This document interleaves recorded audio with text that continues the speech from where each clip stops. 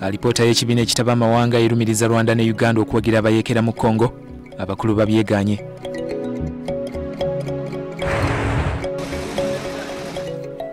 Abasirikale ba poliisi 8 Kenya balumiziddwa bya nsusso, omutujju abakubyemu bbomu.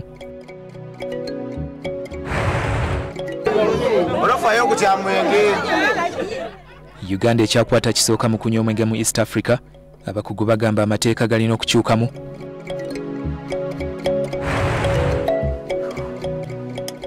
Mu mizanyo, Nagi ali mu kukajjuza yeetegekera mu gulamu za kickboxing.